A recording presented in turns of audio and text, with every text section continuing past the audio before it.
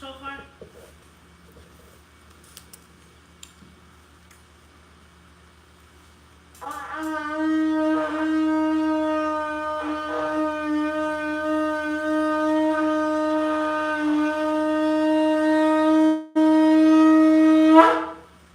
We're going to start off with our credo, Deuteronomy chapter 6, verse 4.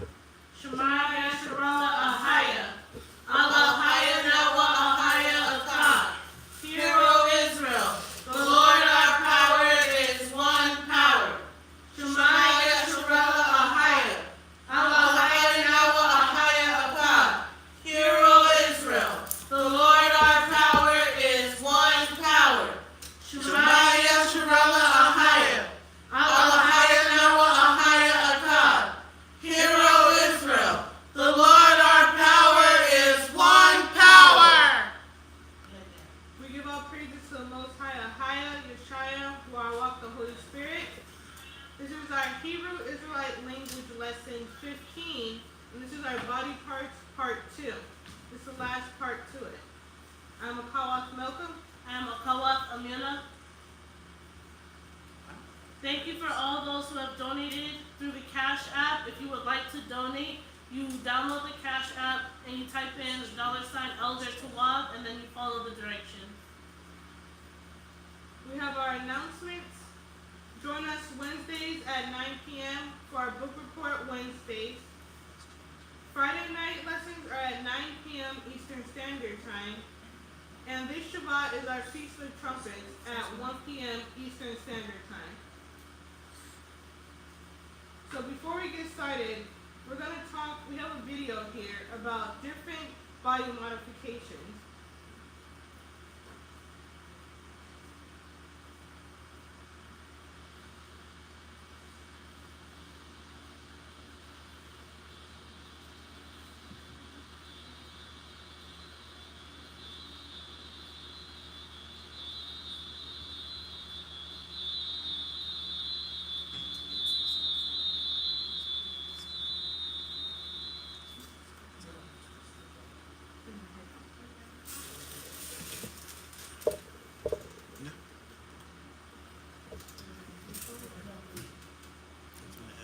Power on. Audio input. These are the 14 most extreme body modifications. Number 14, teeth piercings. Surely most of us have heard of and even seen others with this smiley piercing that lies in the gums right above your two front teeth. Gum piercings are one thing, but teeth piercings are a whole different story. Yes, apparently it's a thing to have your teeth drilled into and have a ring or a stud put in its place. This piercing though will not heal up on its own if you decide to get it removed later, of course. Moving on to number 13, corset piercings. Corsets were and still are popular, whether you wear one to make your waist thinner and your hips more curvaceous, or wear garments that have those fake but decorative corset designs on the back of them. Just the look of corsets are admired by a lot of people. Some people though go as far as to get corset piercings. This type of body modification is characterized by several, not just one, piercings along the spine, and is then strewn through with lace, much like an actual corset. You can definitely say ouch to that. Number 12, neck rings. In various cultures and tribes, having a long, skinny neck symbolizes both beauty and prestige. These cultures don't mess around. Many of them will wear these heavy brass coil-like rings to train your neck to stretch out into their desired length. Anything for beauty, right? These neck rings may be difficult to wear, especially because it forces your head to tilt back in an uncomfortable manner. But for other people around the world, this body modification is their lifestyle and a tradition among their culture. Number 11, scarification, or also known as raised tattoos. Tattoos may or may not be painful depending on your level of pain tolerance, but the ancient but now revived process of scarification may be painful for just about out anyone. When you get a tattoo, you have a needle repeatedly stabbing you several times. But for a range tattoo through the process of scarification, the process is definitely different, considering you're actually having your skin carved out to your desire. When the carved skin heals, your tattoo will be a permanent raised scar on your skin. Sounds painful, right? Number 10. Vampire teeth. Some people are born with semi-vampire-like teeth, but others are born with smaller, rounder canine teeth. Well, if you belong to the second category, perhaps you resort to this body modification that transforms your canine teeth into fangs. You can, of course, also opt for other teeth to be sharpened or lengthened if the vampire look in particular isn't your top pick. Options for this including filing your teeth to make them sharper, crowns or caps, and even getting a synthetic filling. The process itself isn't quite as daunting as the other body modifications out there, but it's not cheap, and several dentists out there may not offer this kind of special service. Number 9. Eye tattoos. Tattoos are popular, but eye tattoos, they're a newer trend. Since 2007, Luna Cobra has been tattooing their clients' eyeballs. Yes, you can get your actual eyeballs tattooed. It sounds extremely painful and dangerous to get a tattoo on your eye, but people do it. Some may tattoo a little heart on the whites of one of their teeth, but there are others out there who go all the way and have their entire whites of their eyeballs tattooed, even with the color of their choice. A process that probably can't ever be reversed. Number 8. Elf ears. If you're into World of Warcraft, perhaps this body modification would appeal to you. I'm sure many of us out there have at one point wanted pointy elf-like ears, but not many of us would actually follow through with the expensive and painful surgery of having your ears transformed into elf ears. This surgery is often referred to as ear pointing and can be performed by either body modifications experts or by plastic surgeons, though body modification experts cannot legally use anesthesia on their patients. Number 7. Leg implants to increase or decrease height. If you always wanted to be a few inches taller or even shorter for whatever reason, there are leg implants out there that can change your height. It's quite a dangerous and expensive surgery and requires a long process of healing, but several people out there have already done it. The surgery requires both of your legs to be broken, forced apart, and then shaped in a way that will cause the bones to heal back together to your desired height.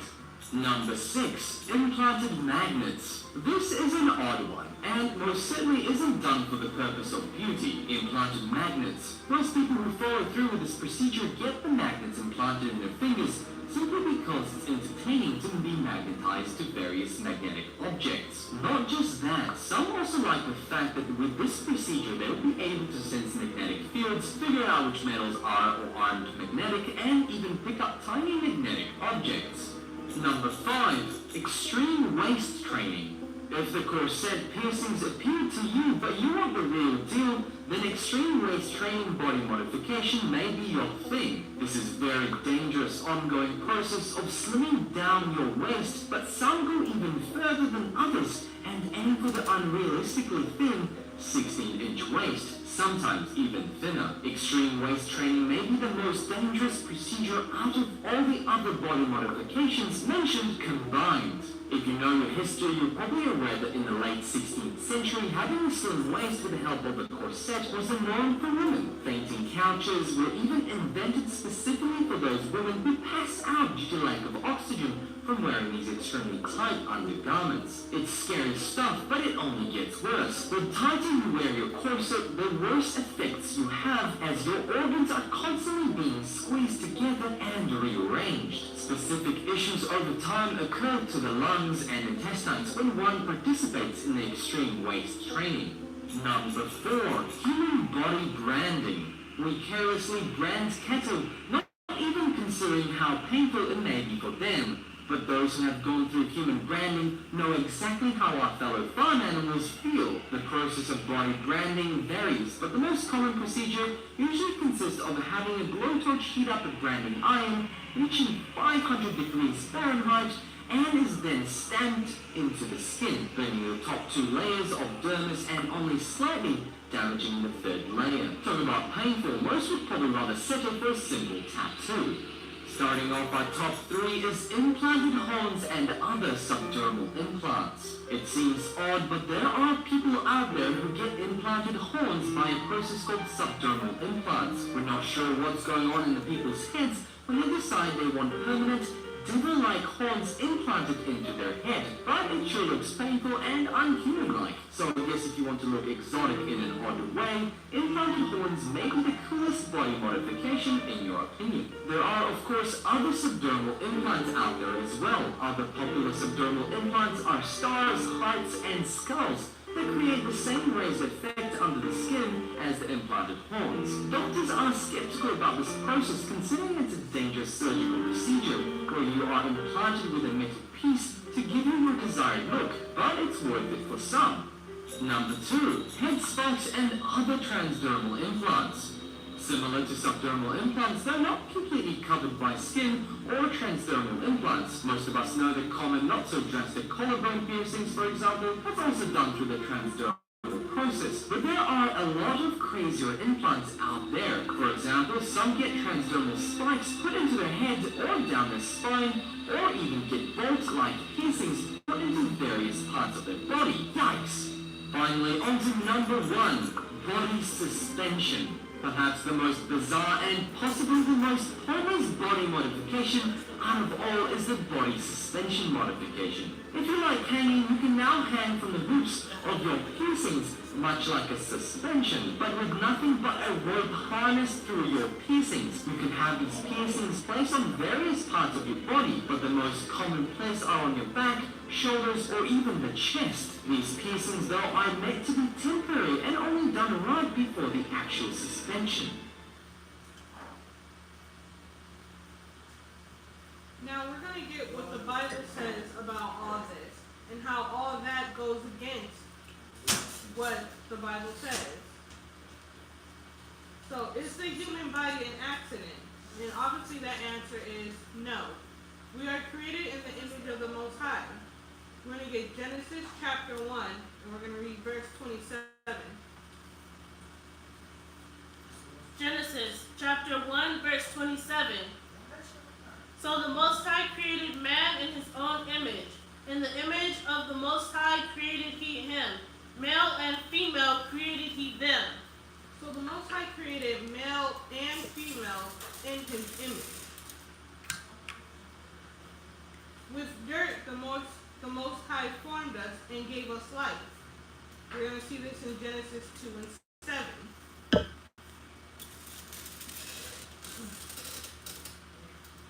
Genesis chapter 2, verse 7.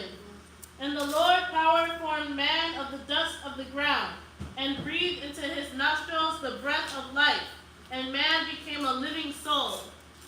So all the Most High had to do was breathe life, and man became a living soul. The human body is an incredible creation of the Most High. We're going to see this in Psalms 139 and 14. And again, all these scriptures are against body modification and all these different piercings and tattoos. Psalms 139 and 14. Psalms chapter 139, verse 14. I will praise thee, for I am fearfully and wonderfully made.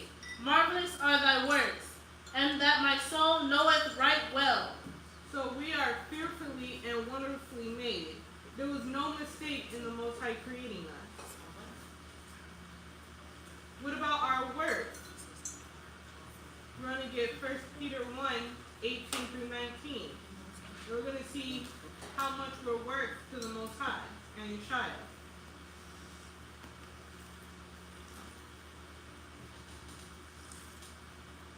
1 Peter chapter 1, verse 18.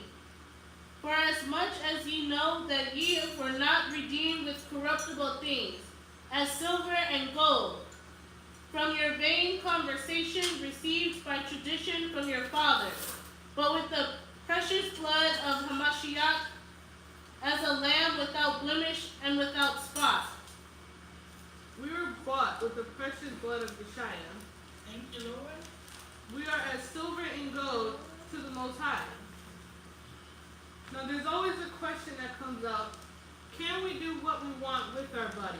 It's always women have a right to choose and all that stuff going on there. But we're going to see in 1 Corinthians 6, verse 19 through 20. 1 Corinthians chapter 6, verse 19. What? Know ye not that your body is the temple of the Holy Spirit which is in you, which ye have of the Most High, and ye are not your own? For ye are bought with a price. Therefore glorify the Most High in your body, and in your spirit which are Ahiah's. Like it says in verse 19, we are not our own. It isn't your body to do whatever you please with, and you get to choose what you do with it. Your body belongs to the Most High. It is the temple of the Most High, the temple of His Holy Spirit. Our bodies are part of our service and worship to the Most High. We're going to see this in Romans chapter 12, verse 1.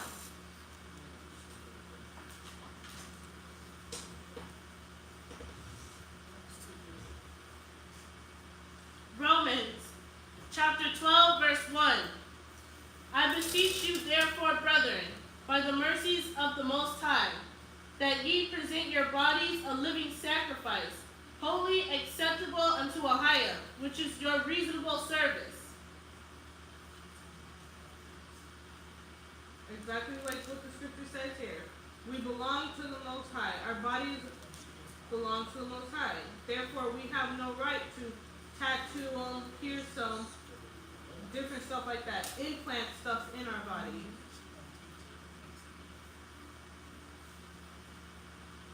We honor the Most High by taking care of our bodies. So what we put in our body does matter. We're going to get 1 Corinthians 10 and 31.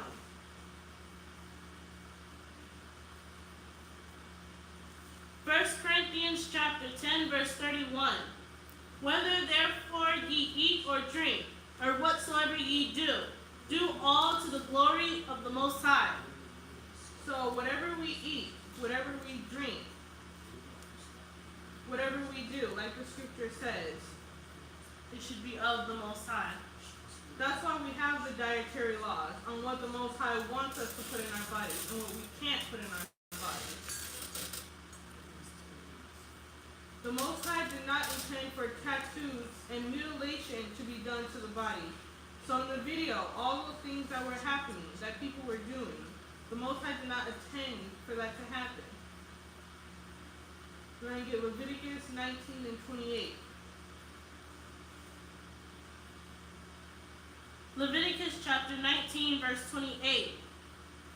Ye shall not make any cuttings in your flesh for the dead, nor print any marks upon you. I am the Lord. You should not make any cuttings. That's the scarification, the tattooing, the prints. And even then, this is the tattooing. All that is nothing new. Even in the scripture, the people were doing that. Cutting oneself began as a pagan religious custom. We're going to see this in 1 Kings 18 and 28. You know, Instacart get a lot of tattoos of their dead relatives. And they don't be little small ones. They be big old big faces and the hair and all that. Really detailed. Yeah, really detailed. 1 Kings chapter 18, verse 28. And they cried aloud and cut themselves after their manner with knives and lancets, till the blood gushed out upon them. So this is an account of Elijah and the prophets of Baal. When the prophets of Baal were calling on Baal, obviously he didn't answer. It's a false god. So they begin to cut themselves. Like it says, it's a pagan religious custom. Whether we are big or small, we are made just how the Most High wants us to be.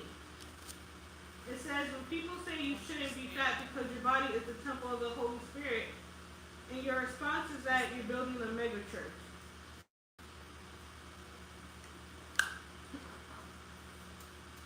Now we're going to get into our Hebrew words. Our first word is tongue. In Hebrew, tongue is pronounced lashawan. Lashawan. Lashawan.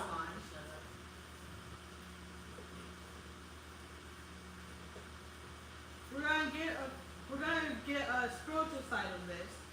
So the throat represents an avenue of expression. Throat problems arise when the inability to speak up for oneself occurs. Also, swallows anger. So that's in like holding in anger, not saying what you want to say. That's where the, what are they called? Cold sore? The so-called cold sores on the mouth. Like the world says it's, what they call it? Herpes A or something. What is it herpes? One of those. Yeah, something like that. Yeah, but the problem is when you want to say angry words and stuff like that, but you hold it in. That's the spiritual side of it. Also, problems with the throat. Stifled creativity, refusal to change. Sore throats come from holding in angry words and feeling unable to express the self. A common thing people get is thrush on their tongue. Ooh! This comes from anger over making the wrong decisions. I know a lady who used to deal with that. It's been a while, but I remember a lady who used to deal with that. Tonsillitis. Oh, Lord. That comes from fear, repressed emotions, or stifled creativity. Not being able to express yourself.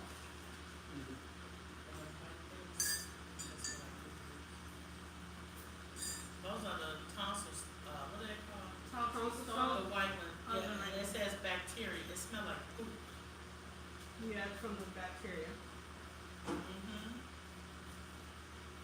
So some facts about the tongue is that an average tongue is 3 inches long, and they contain 2,000 to 4,000 taste buds. Now you can't see your taste buds; they're not visible to the human eye.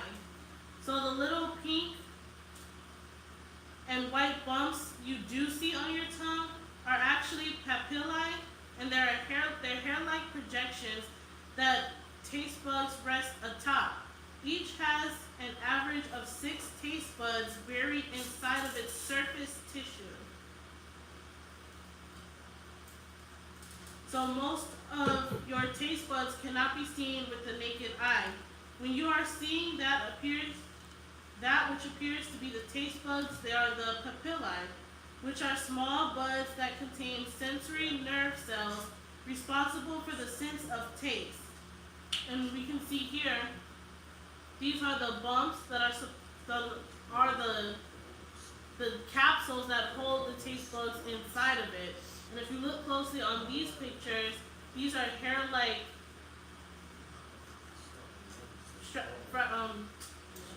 structures on the end, and these are what your actual taste buds are.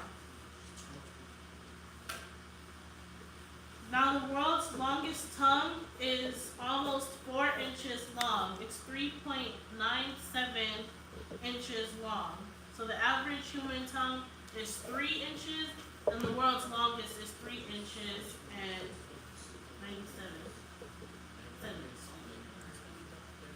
So since we are talking about the tongue, we are going to get some tongue twisters. We're going to start off with bitter butter. And it goes like this. Betty bought a bar of butter, but the butter Betty bought was bitter. So Betty beat a bit of butter to make the bitter butter better. Does anybody want to try it? I'll try it. Betty bought a bar of butter, but the butter Betty bought was bitter, so Betty beat a bit of butter to make the bitter butter better. Oh! Whatever, you've been practicing it. Go ahead. Did you want to try it? Betty bought a bar of butter, but the butter Betty bought was bitter, so Betty beat a bit of butter to make I cannot say it. Makes a bitter butter better. You have another one called cookies. It kind of goes with the woodchuck one. So it says, how many cookies could a good cook cook if a good cook could cook cookies? A good cook could cook as many cookies as a good cook who could cook cookies. Anybody want to try that one? How many cookies could a good cook cook if a good cook could cook cookies? A good cook could cook cookies as many cookies as a good cook who could cookie cook. Okay, she gonna try. How many cookies could a good cook cook if a good cook could cook cookies? A good cook could cook cookies. As many cookies as a good cook who could cook cookies. Okay, that was better. You supposed to try as fast as you can. I can't go fast. It's one thing too. It's easier when a person who has a musical gift. For people who have the musical gift, they kind of put it into like a rhythm. They hear it in a rhythm in their head, so it makes it easier for them to say. We have another one, which is the last one, and it's called Silly Sally. And it goes like, Silly Sally swiftly shooed 7 silly sheep. The 7 silly sheep, Silly Sally shooed, Silly Sally south. These sheep shouldn't sleep in a shack. Sheep should sleep in a shed. Now, somebody would have accidentally said the ass word on here. So I'm right. Forgive us if somebody did. Silly Sally swiftly sued 7 silly sheep. The 7 silly sheep, Silly Sally shoot, Silly Sally south. These sheep shouldn't sleep in a shack. Sheep should sleep in a shed. Whatever. You gonna try it? Try it. Silly Sally swiftly chewed 7 silly sheep. The 7 silly sheep, Silly Sally shooed, Silly sailed south. These Sailed sallied south. These sheep shouldn't sleep in a shack. Sheep should sleep in a shed. Too many S's. We're going to get Exodus chapter 4, verse 10. We're going to get a couple scriptures on the tongue.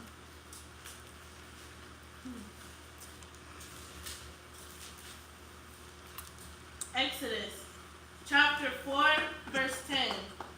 And Moses said unto the Lord, O my Lord, I am not eloquent, neither heretofore, nor since thou hast spoken unto thy servant, but I am slow of speech and of a slow tongue. So this is when the Most High is telling Moses that he has Aaron to help him, his brother. Moses is saying that he's slow of speech and slow of tongue, that he's not a very good speaker. So this is why Aaron is sent to help Moses. We're going to get Psalms 34 and 13.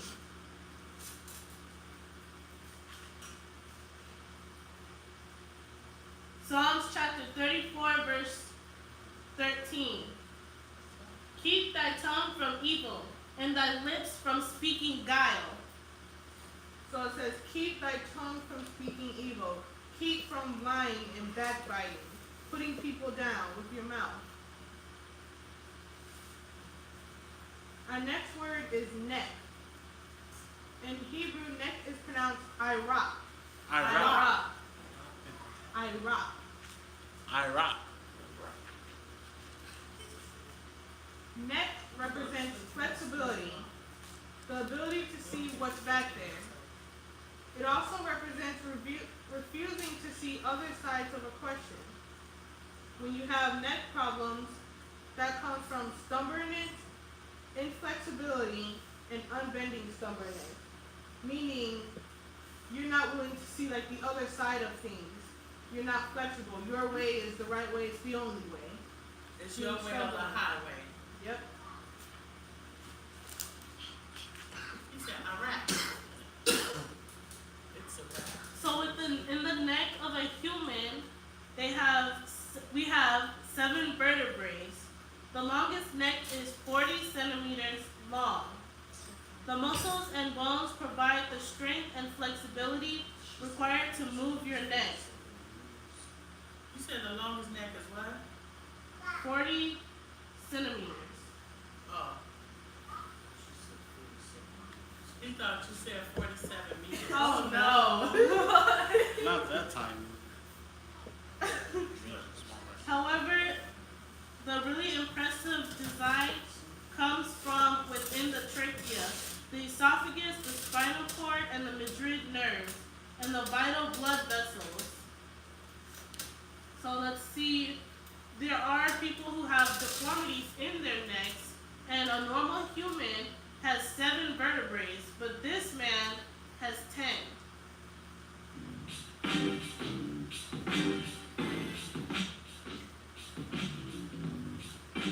Now this is a 15-year-old boy from Beijing, China. He was born with 10 vertebrae in his neck instead of 7.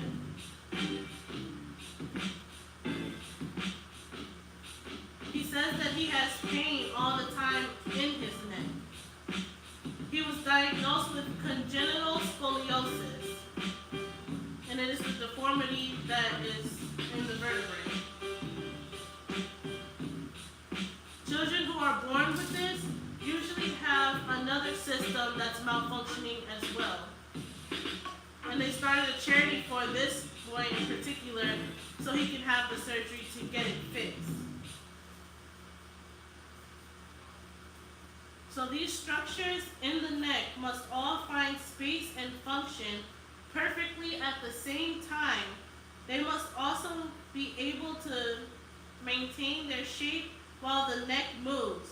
These structures are all highly adaptable to achieve their aims.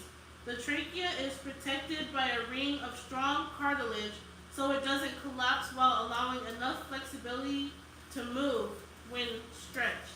And I just think it's amazing how the Most High thought of even that, to put a little piece of cartilage around your trachea so you can breathe and you can move it and you can move your neck up and down.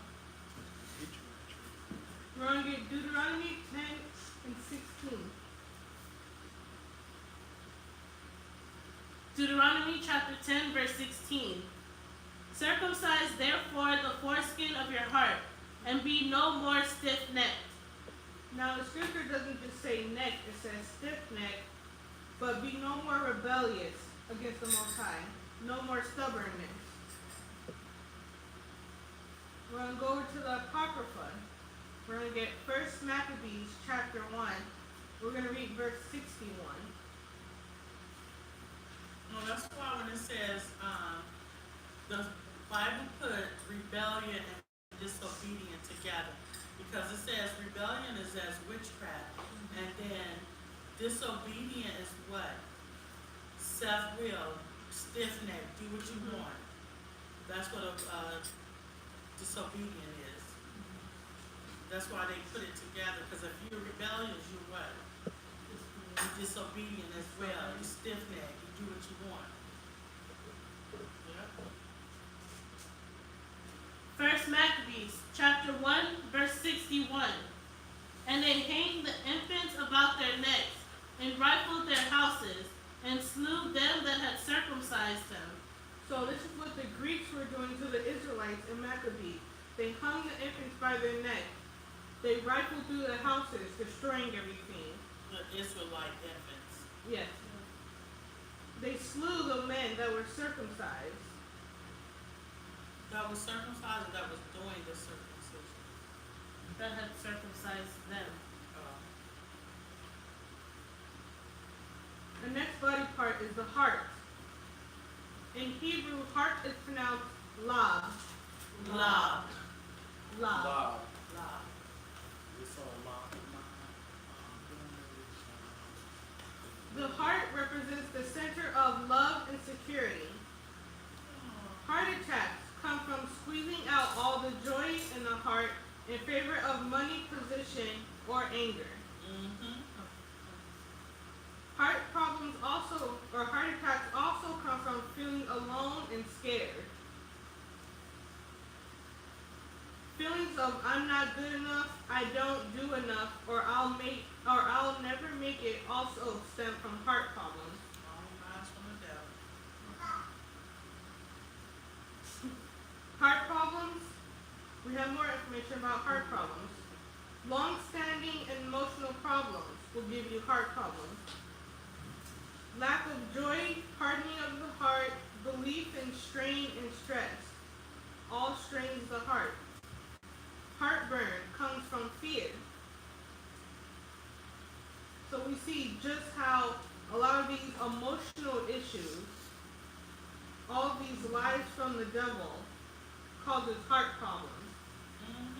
One of the key components of the body.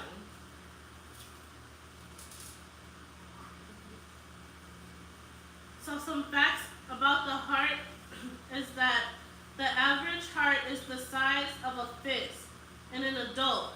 Your heart will beat about 115,000 times each day. Your heart pumps about 2,000 gallons of blood every day. And in here, this jug, this is 2,000 gallons of water. So just imagine your little heart, which is the size of your fist, is pumping this much of blood every day. An electrical system within the body controls the rhythm of your heart. And the heart can continue beating even when it is disconnected from the body. The first open heart surgery occurred in 1893, and it was performed by Daniel Hale Williams, who was one of the few black cardiologists in the U.S. at the time. The first implantable pacemaker was used in 1958. Arnie Larso, who received the pacemaker, lived longer than the surgeon who implanted it. The youngest person to receive heart surgery was a minute old. She had a heart defect that many babies don't survive from. A fairy fly, which is a kind of wasp, has the smallest heart of any living creature. The whale has the largest heart of any living creature.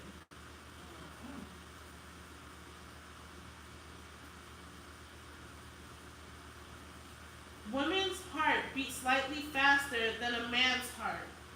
The beating sound of your heart is caused by the valves of the heart opening and closing. Laughing is good for your heart. It reduces stress and gives a boost to your immune system. We're going to get Exodus chapter 7, and we're going to read verse 14.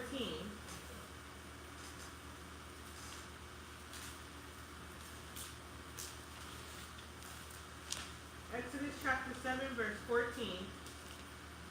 Exodus chapter 7, verse 14.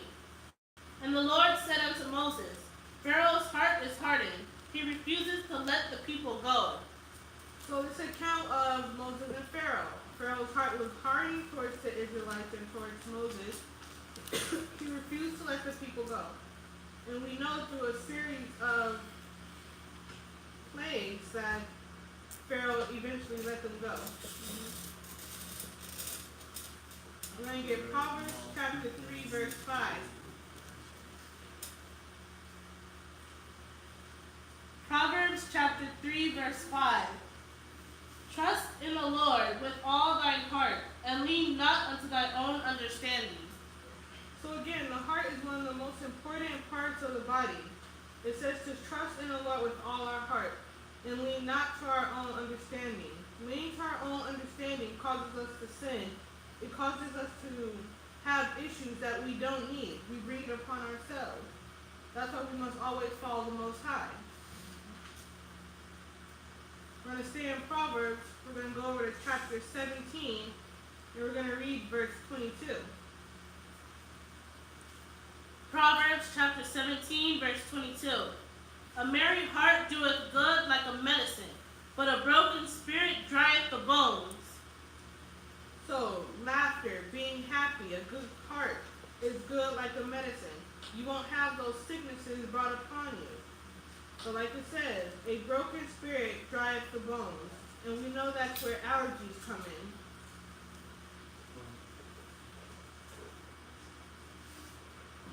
Our next body part is the kidney.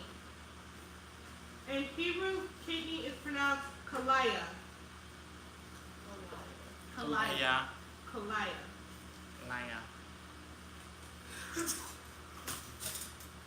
Kidney problems come from criticism, disappointment, failure, shame, and reacting like a child. So immaturity.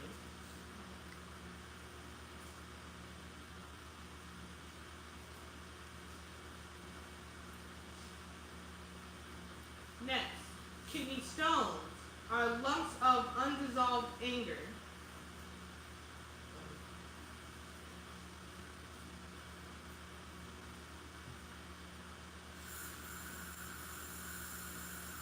Some facts about the kidneys is that they get rid of waste products carried in the blood. The kidneys are a part of the waste disposal team. They balance the volume of fluid in the body. They can also change your blood pressure. They help in making red blood cells, and they produce active vitamin D. Your kidneys are lopsided, but this is to make room for your liver on your left side.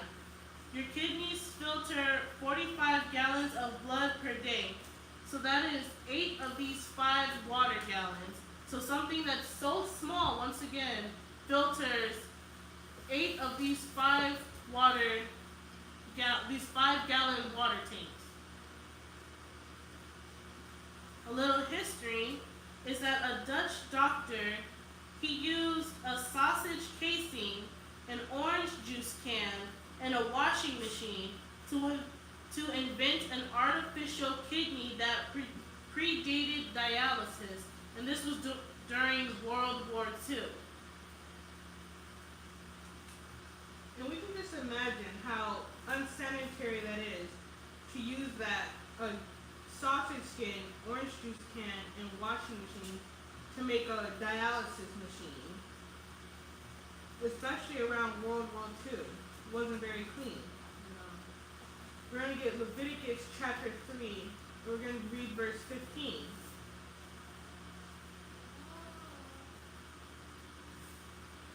Leviticus chapter 3, verse 15. And the 2 kidneys and the fat that is upon them,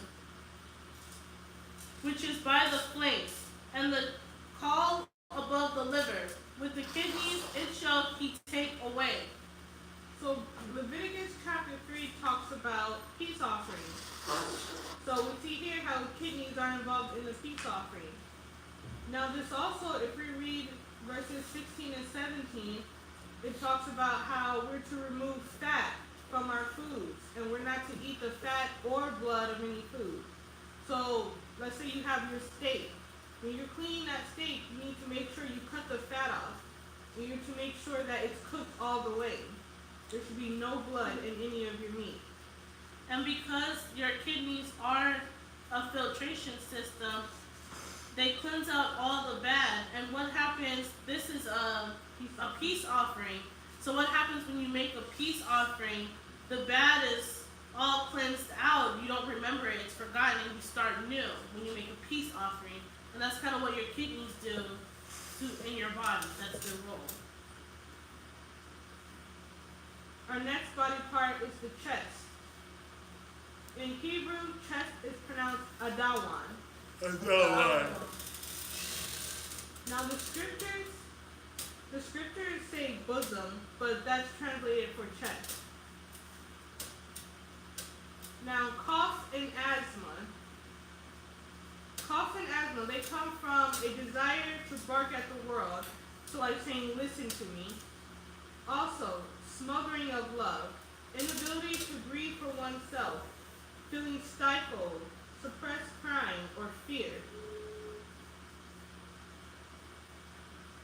All this from coughs or asthma.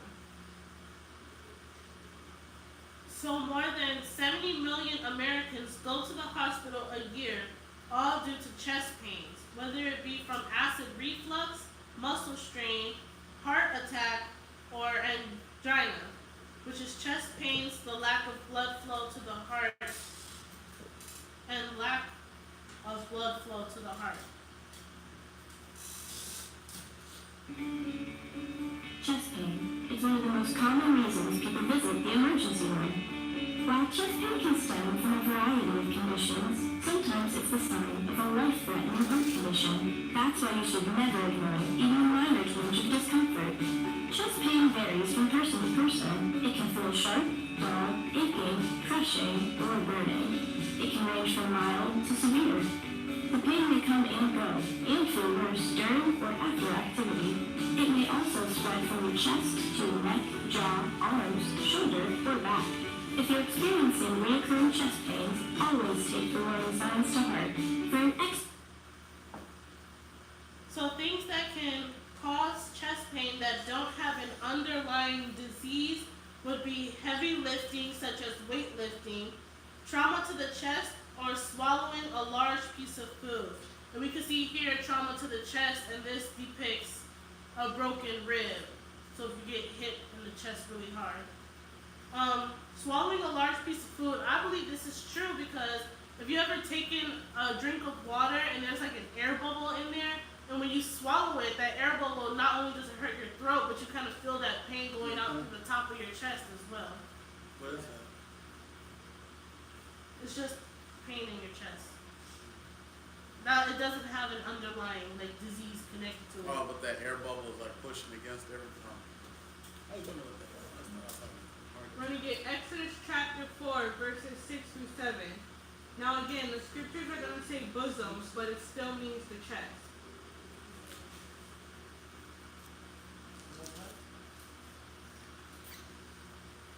Exodus chapter 4, verse 6.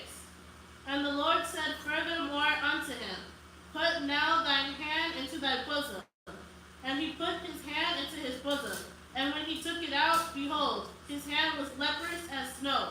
And he said, Put thine hand into thy bosom again. And he put his hand into his bosom again, and plucked it out of his bosom. And behold, it was turned again as his other flesh. So here, Yeshua is telling Moses to take his hand and put it into his bosom, his chest, and it became leprous. He tells him to put it back into his bosom and take it out again, and it turns back to flesh. So that's what's going on here. We're going to get Ruth chapter 4. We're going to read verse 16. We're going to see Naomi.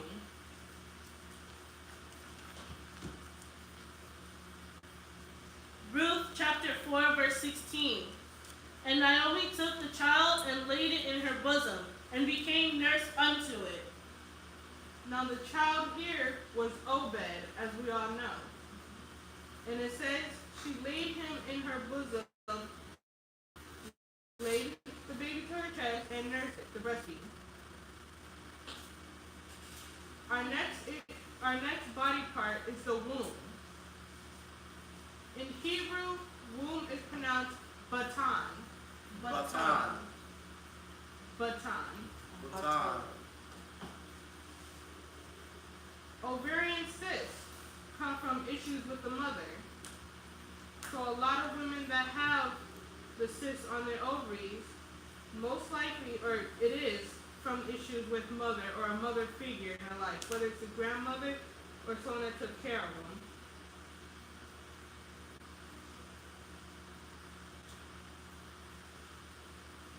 So inside of the womb, the heart of a baby starts beating at 18 days old.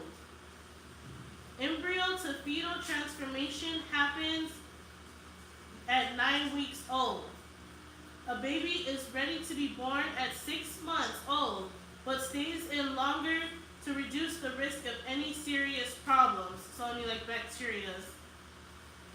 The fetus arrives with 300 bones, but we all end up developing or having 206 as we get older, and this is due to a fusing process.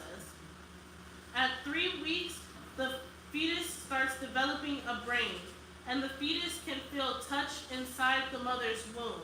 So if you're on the outside and you rub a pregnant belly, the fetus can feel you rubbing the belly. Fingerprints develop at 10 weeks. The placenta starts working at 3 weeks, and babies learn their mother's voice while still in the womb. Also, a fun fact is that kneecaps don't develop until after birth when a child is 3 years old. So let's see what happens in the womb. Dear Mommy and Daddy, I know you've been trying and trying and trying, but suddenly the heartache became a heartbeat. Look, it's me!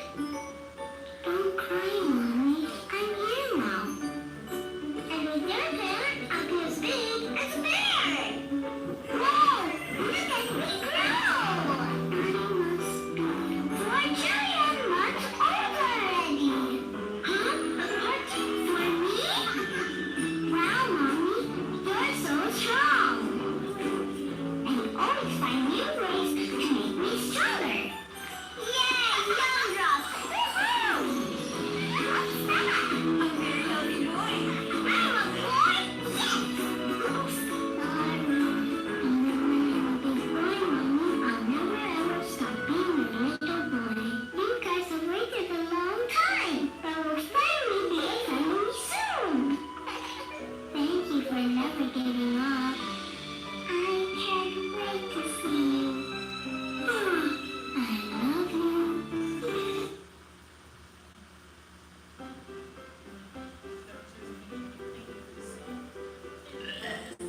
Hi, Mommy. It's our bajillion, zillion day together.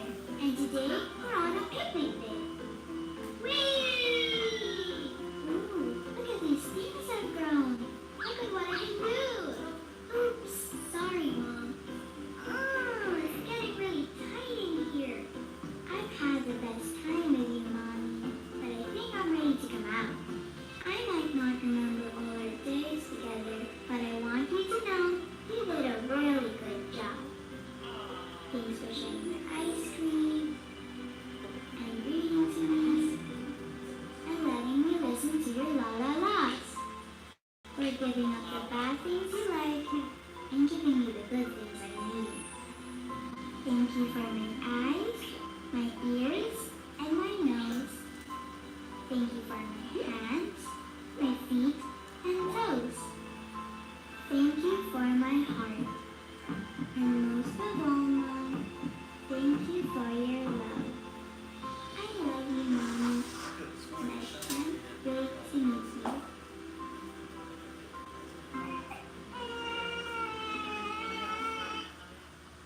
We're going to get Deuteronomy chapter 7. Yep. We're going to read verse 13. Deuteronomy chapter 7, verse 13. And he will love thee, and bless thee, and multiply thee. He will also bless the fruit of thy womb, and the fruit of thy land, thy corn and thy wine, and thy oil, the increase of thine kin and the flocks of thy sheep, in the land which he sware unto thy fathers to give thee. So the Most High will honor his covenant with us. It says he will bless the fruit of thy womb.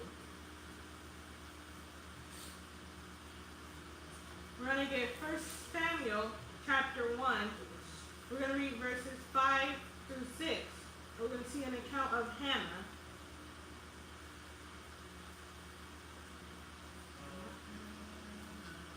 First Samuel chapter 1, verse 5. But unto Hannah he gave a worthy portion, for he loved Hannah. But the Lord had shut up her womb, and her adversary also provoked her sword, for to make her fret, because the Lord had shut up her womb. So here, Hannah was barren at first. We know that Samuel comes from her, and she makes a promise to the Most High that if she does get pregnant, that she will give that child to the Most High. It says her adversary also provoked her sword. So it kind of made fun of her and taunted her for not being able to get pregnant.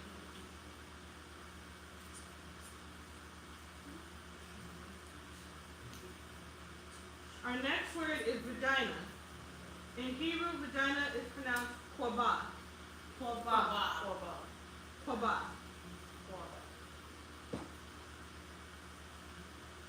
A lot of women deal with vaginitis, and that comes from anger at a mate, sexual guilt, or punishing the self. But most common you see is anger towards a mate.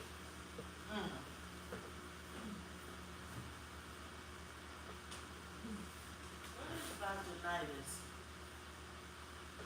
It's like bacteria. So if you have anger towards your spouse, you get bacteria in the vagina. Yep. Oh, man. So, the vagina is actually just the muscular elastic canal that extends from your cervix to your hymen. Technically, the vulva is the term we should use when referring to the external female sex organ. This includes the clitoris, urethra, the labia majora and minora, and the pubis. So basically everything that you can see. A woman's vagina is set at 130-degree angle. Vaginas are acidic with a pH level of 4.5. The word vagina dates back to the 17th century, which means sheath. And in the 17th century, a sheath was used to holster a knife or a sword. A dangerous vagina.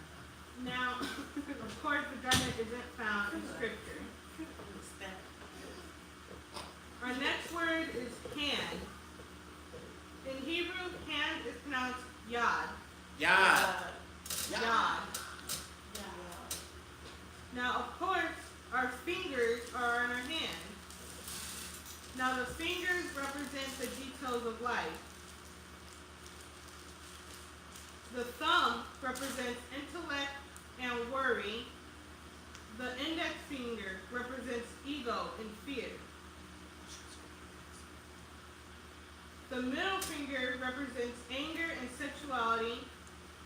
The ring finger represents unions and grief. And the pinky represents the family and pretending.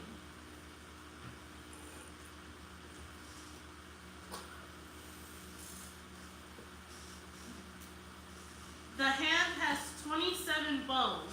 There are 8 bones in the wrist. There are 5 bones in the palm of your hand that links your fingers to your pinky, and thumb. You cannot get a tan on the inside of your hand. It is impossible. The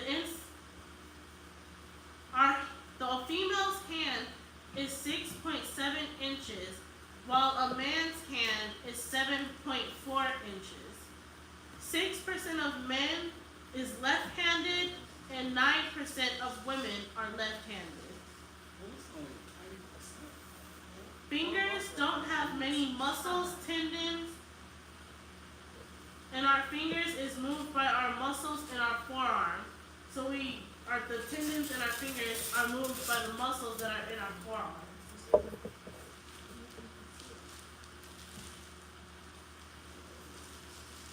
We're going to get Exodus chapter 15. We're going to read verse 6.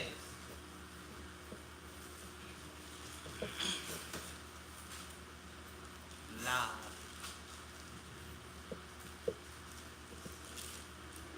Exodus chapter 15, verse 6. Thy right hand, O Lord, is become glorious in power. Thy right hand, O Lord, hath dashed in pieces the enemy. So we know the hand of the Most High of Yeshua is powerful and mighty. It's able to destroy all enemies. We're going to get Matthew 6. We're going to read verses 3 through 4.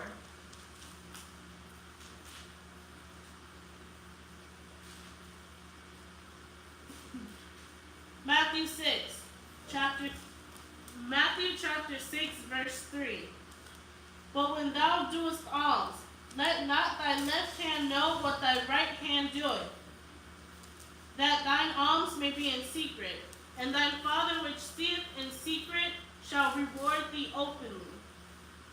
So don't, what it says? It says, let not thy left hand know what thy right hand is doing. So don't do something and brag about it. Don't go to your brethren, your neighbor, and say, hey, look what I'm doing, look what I did, for glorification. Seek your reward with the Most High. We're going to get Psalms 144. We're going to read verse 1. Psalms chapter 144, verse 1. Blessed be the Lord my strength, which teacheth my hands to war and my fingers to fight. So this is not just physically. The Most High, through the Most High, we're taught to war and fight. And again, it's using that hand and fingers analogy because people fight with their hands.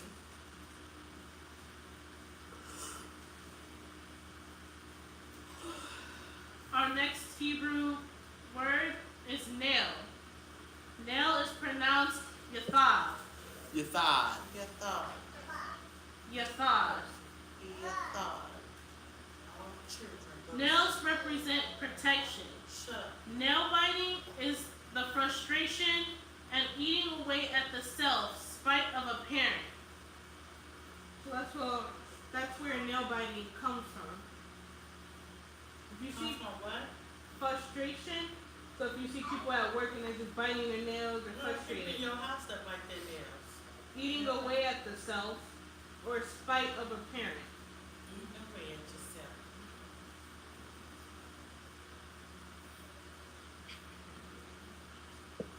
Oh my gosh.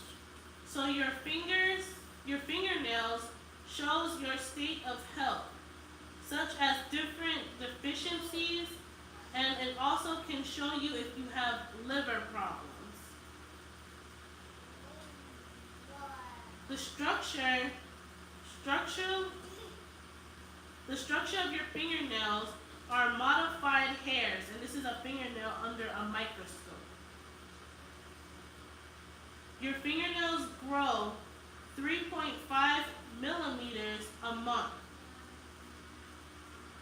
6 months, it takes 6 months for nails to grow from bottom to top. So that's from your cuticle all the way to the end of your nail. Men's nails grow faster than women's nails. Nails grow faster in summer than in the winter. Stress also messes with your nails, so it can mess with their growth. It can cause them to become thin and chip easily. The cuticles are important.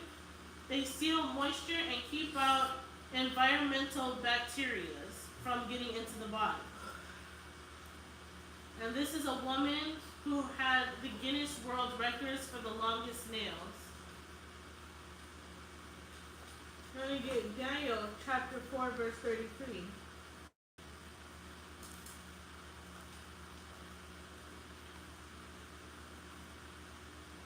And this is where King Nebuchadnezzar. Daniel, chapter 4, verse 33.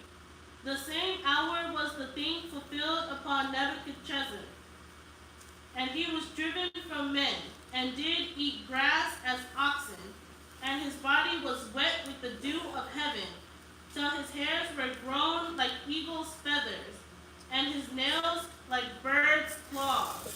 So this was Nebuchadnezzar's punishment for being prideful and for his rebellion. His nails were made like bird claws, and it says his hair was grown like eagle's feathers. Now he didn't actually have feathers on him, but it was long and animal-like.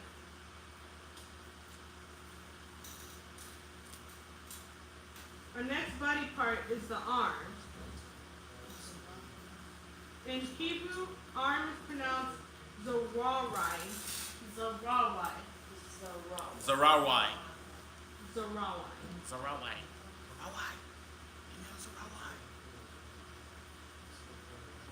Now the arm represents the capacity and ability to hold the experiences of life.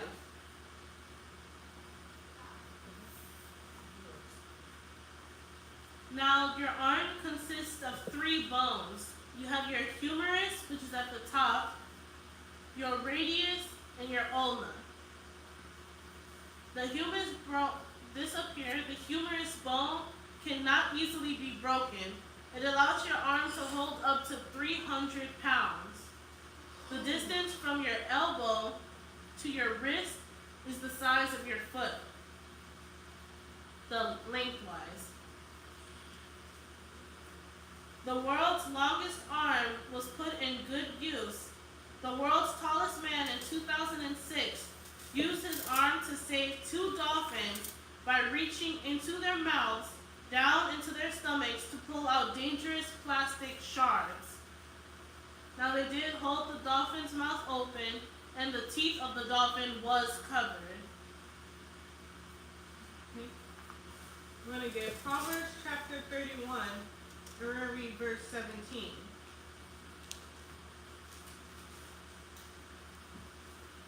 Proverbs chapter 31, verse 17.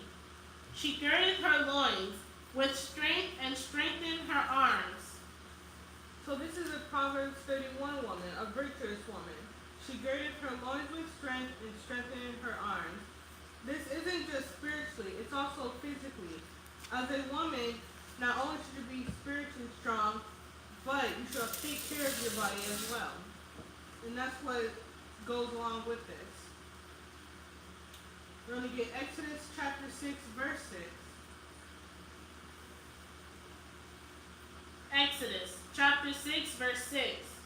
Wherefore say unto the children of Israel, I am the Lord, and I will bring you out from under the burdens of the Egyptians, and I will rid you out of their bondage, and I will redeem you with a stretched out arm and with great judgments. So here, Yeshua will stretch out his arms and redeem us. He'll bring us out of the bondage of the Egyptians. And that's exactly what he did.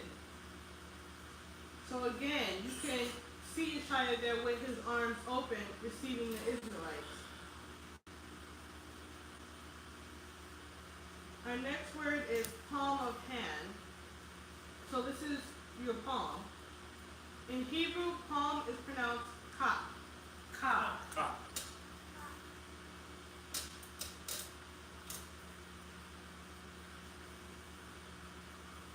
The disease that affects the palm of your hand is called Dupuytren's contraction.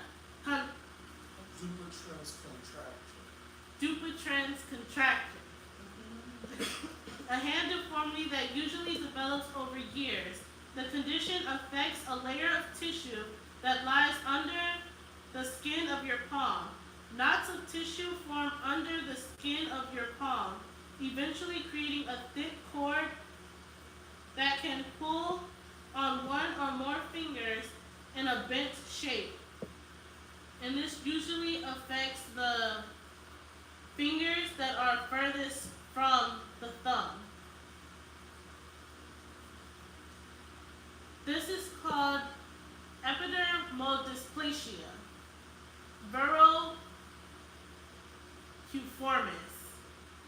the names that these doctors come up with. This makes your hands and feet look like they are turning into trees, but in reality, these are warts on top of warts on top of warts until they grow and they get out of control. And once your hands are like this, they can shave them down to get it somewhat like your normal hand, but it will never fully grow.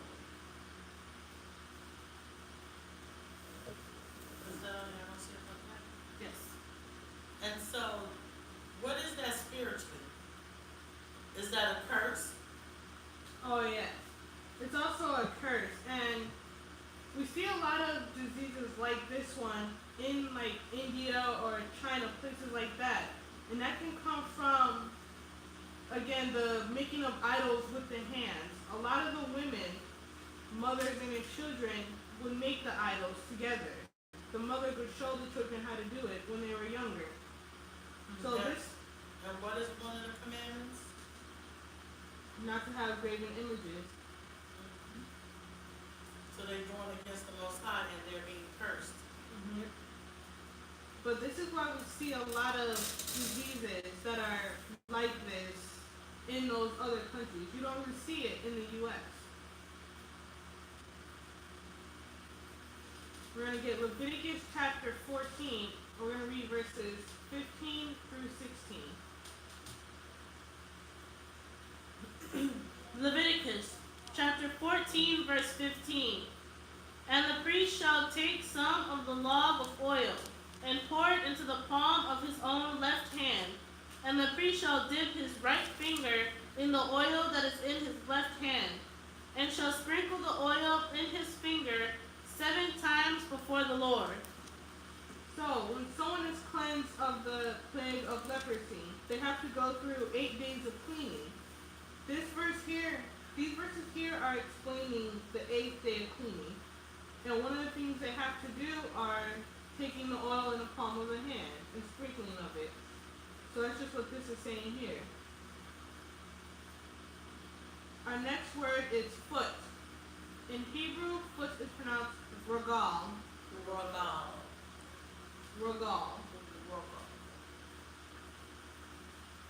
Foot problems come from the fear of the future and not stepping forward in life.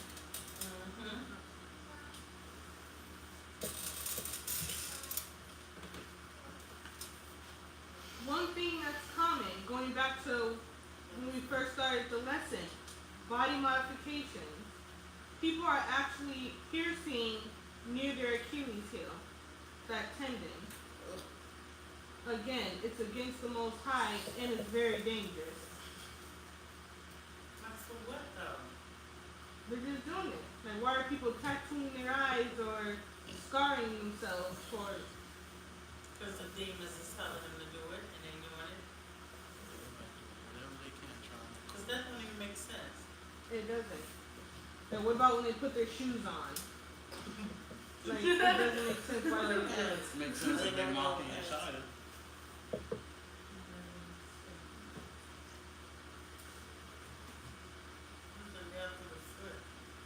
Yeah, good foot. Yeah, that's the same.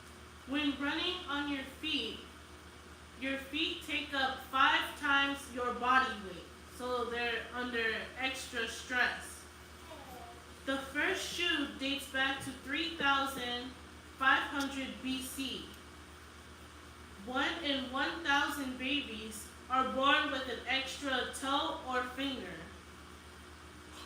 There are 26 bones, 33 joints, 19 muscles, 10 tendons, 107 ligaments, and 8,000 nerves in our feet. Also, the foot has 250,000 sweat glands, and this might describe or explain that smell coming from your shoes. Our feet are our natural shock absorbers. An average person walks 110,000 miles in a lifetime. The Achilles tendon is the strongest tendon in the body. Feet function best in their bare state, which is like their natural state without shoes or socks. I believe this is true because when I run with shoes on, I feel slower than when I run without shoes on. And I want to go back to talking about the Achilles tendon. That's this tendon, this little cord in the back of the ankle that goes upward right here. And I think it's amazing how the Achilles tendon is the strongest tendon in the human body. And it's so small in width. Also, we see a lot of horror movies where the killer will come up from the floorboard and they'll cut the Achilles or they'll cut the back of the leg. And this is because when the Achilles tendon is cut or severed, the human cannot walk. There's no way that you can properly stand or walk or run or try and get away. So that's why they attack that in movies. We're going to get Genesis chapter 41, and we're going to read verses 42 through 44. Genesis chapter 41, verse 42. And Pharaoh took off his ring from his hand, and put it upon Joseph's hand, and arrayed him in vestures of fine linen, and put a gold chain about his neck, and made him to ride in the second chariot which he had. And they cried before him, Bow the knee. And he made him ruler over all the land of Egypt. And Pharaoh said unto Joseph, I am Pharaoh, and without thee shall no man lift up his hand or foot in all the land of Egypt. So here, Joseph was underneath the protection of Pharaoh. Pharaoh was the one that raised him up. It says, without thee shall no man lift up his hand or foot in all the land of Egypt. Now, if we're looking at this description here, doesn't it remind you of the Pope? Mm-hmm. Yes. The gold chain around the neck, the dressed in linen, The fine linen. the riding of the chariot. We're going to get Proverbs 25 and 17. Proverbs chapter 25, verse 17. Withdraw thy foot from thy neighbor's house, lest he be weary of thee, and so hate thee. What this scripture is saying is when you're visiting someone, when you're at, whether it's your brother, your sister, or just a regular neighbor's house, don't overstay your welcome. You see a lot of people that they may come to your house and you're wondering, like, when are they going to leave? They're using up your resources. They're not contributing to the house or anything like that. So that's why it says, and so hate thee. We're going to get Proverbs 6 and 18.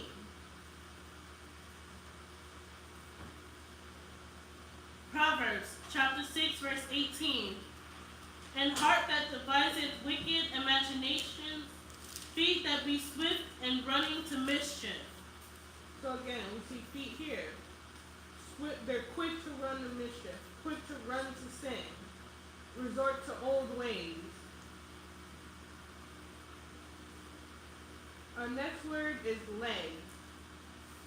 In Hebrew, leg is pronounced karai. Karai.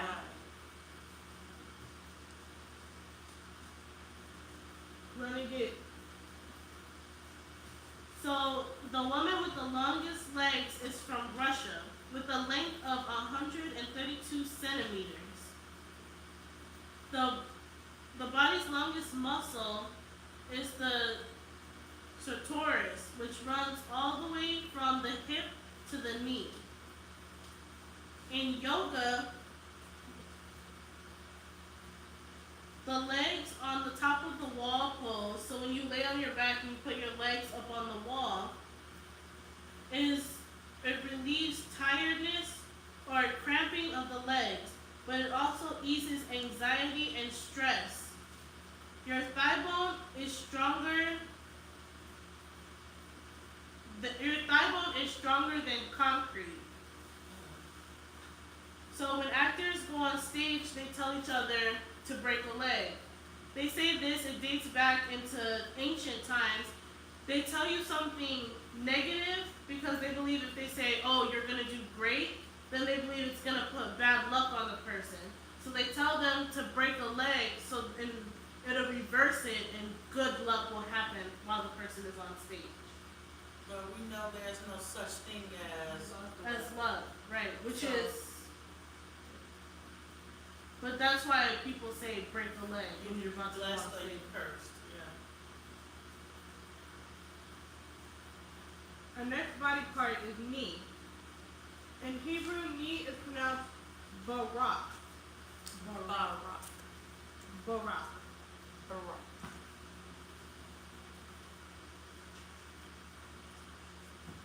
Issues with the knee represent pride and ego, stubborn ego, and pride. The inability to bend, fear, inflexibility, and not giving in.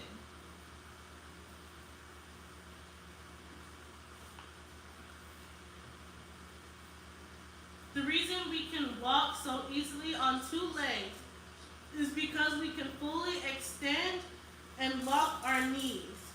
Our kneecaps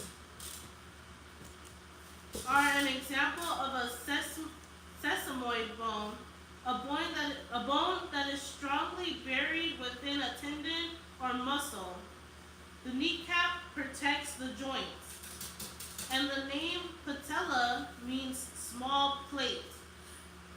Your knee has the longest joint in the body, and it is considered the most complicated.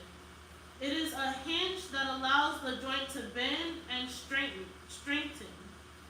The knee joint also rotates slightly, mostly when the leg is bent. So if you're sitting down and you drop something and you reach to the side to pick it up and you turn your knee, that's the slight rotation that is happening inside the knee. Right. We're going to get Genesis chapter 30, and we're going to read verses 3 through 4.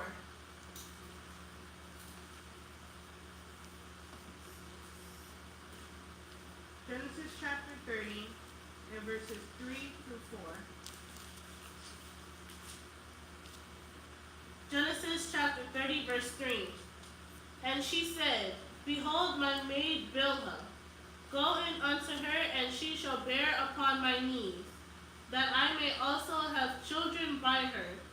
And she gave him Bilhah her handmaid to wife, and Jacob went in unto her. So here this is Rachel. She hadn't given Jacob children yet. So she said for Bilhah, her maid, to give birth on her knees, that she may also give birth. More of a symbolism there. Now you get Matthew 27 and 29.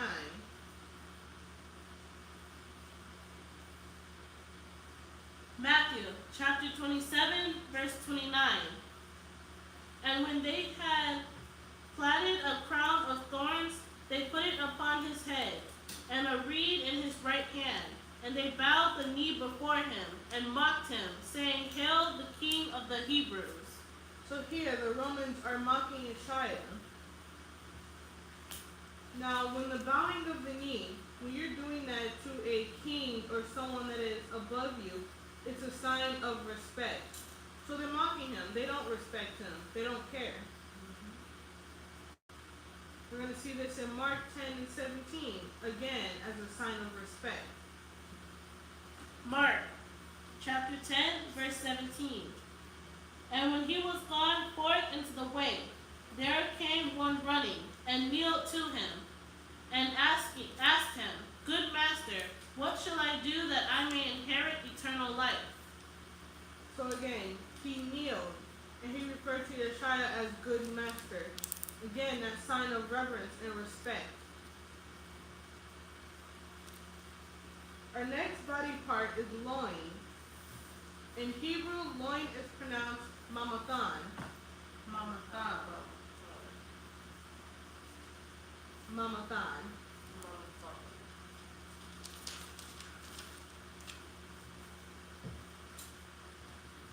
Loin pain commonly originates from kidney renal calculi, which is common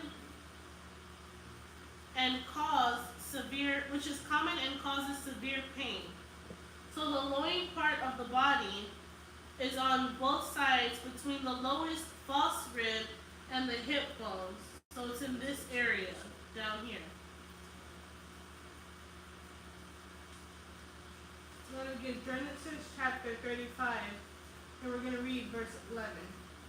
Now the loin is also used as terms of with reproduction. Genesis chapter 35, verse 11. And the Most High said unto him, I am power almighty. Be fruitful and multiply. A nation and a company of nations shall be of thee, and kings shall come out of thy loins.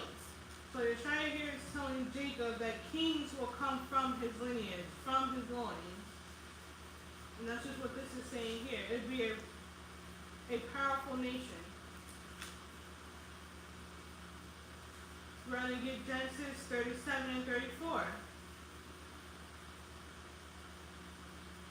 Genesis chapter 37, verse 34. And Jacob rent his clothes and put sackcloth upon his loins, and mourned for his son many days. So here this is an account where Joseph's brothers sell him into slavery, and then they take the coat that Jacob had made for Joseph, dipped it in the animal blood to make it seem like the animal had killed him. And we know that wasn't true. So of course Jacob is in mourning, and he put a sackcloth upon his loins, and doing that was a sign of mourning. We're going to get Jeremiah 48 and 37.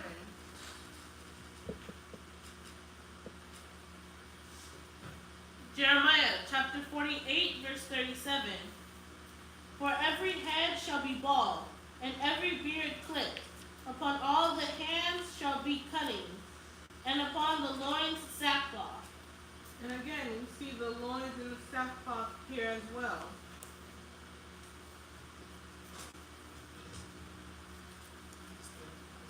Our last body part is vein. In Hebrew, vein is pronounced mawataza'ah. Mawataza'ah. Mawataza'ah.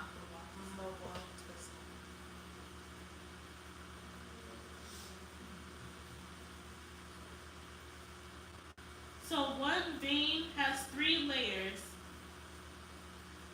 You have 100,000 miles of blood vessels in your body. And this is, you can see here, the structure of the veins in your body. Capillaries are smaller than the width of a human's hair strand. Physicians didn't get the circulatory system right until the 17th century. So they had it all wrong all these years, and then they finally figured it out in the 17th century. The body can form new blood vessels when one is blocked. And blood vessels can be blocked by cholesterol, as we see here. And there's 3 kinds of blood vessels in the body. There are arteries, veins, and capillaries. Here we see a blockage of an artery by cholesterol. And here we see the blockage of an artery by plaque. And I had this girl who was in my health class, and she was telling me, because she did a surgical tech, so she would watch when they would unclog these. Yes, they could surgically unclog these. And when they opened it and they squeezed it out, she said it was like a waxy consistency, the plaque inside of here.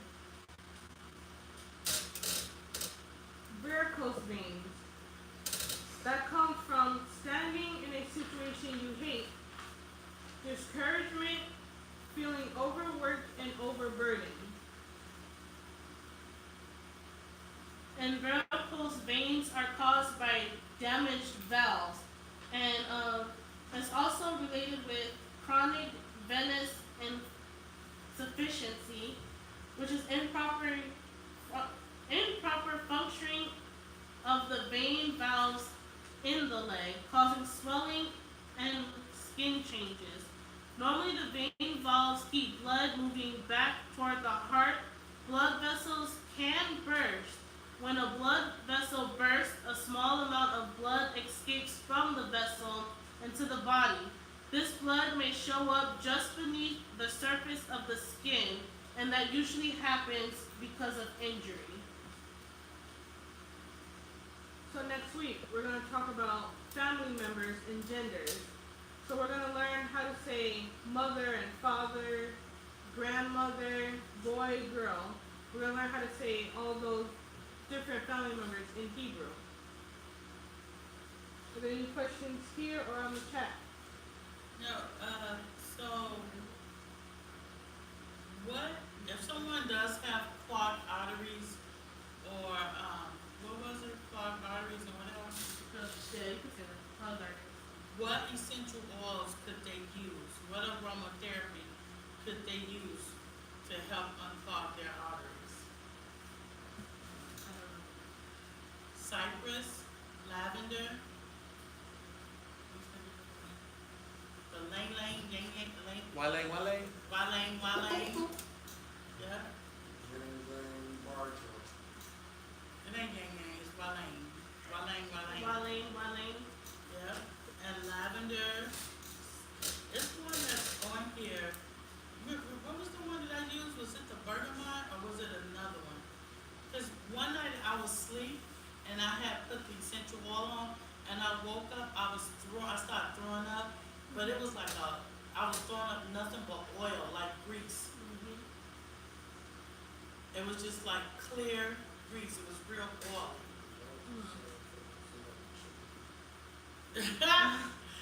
Shepherd said that was a side effect of somebody's chicken. No, but I think it was, I don't know if it was the bergamot or the, what was the other one we used? I know that one worked, because I had the essential oil on, and it was not that far, it was on a dresser, it was not that far from my head. And I woke up throwing up oil. And when I looked it up, it said it was good for clogged arteries. It unclogged arteries. Was it the bergamot? So do we have any questions here or on the chat?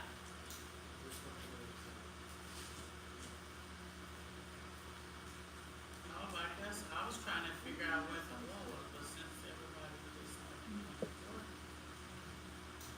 Okay, with that being said, we're gonna end.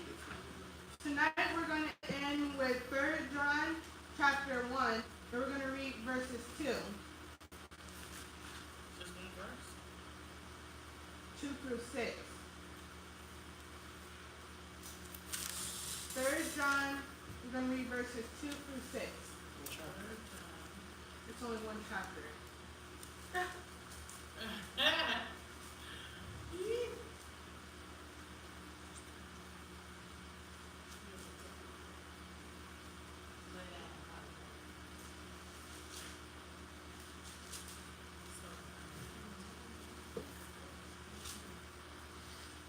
John chapter 1 verse 2.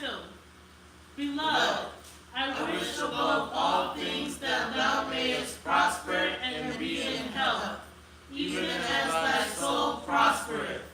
For I rejoiced greatly when the brethren came and testified of the truth that is in thee, even as thou walkest in the truth. I have no greater joy than to hear that my children walk in truth. Beloved, thou doest faithfully whatsoever thou doest to the brethren and to strangers, which have borne witness of thy charity before the church, whom if thou bring forward on their journey after accomplished work, thou shalt do Well. If you have enjoyed this teaching and have found it educational, please like and subscribe to get future teachings. Also hit the bell notification to be notified when we go live. Kwam Yashrala. Kwam Yasharala.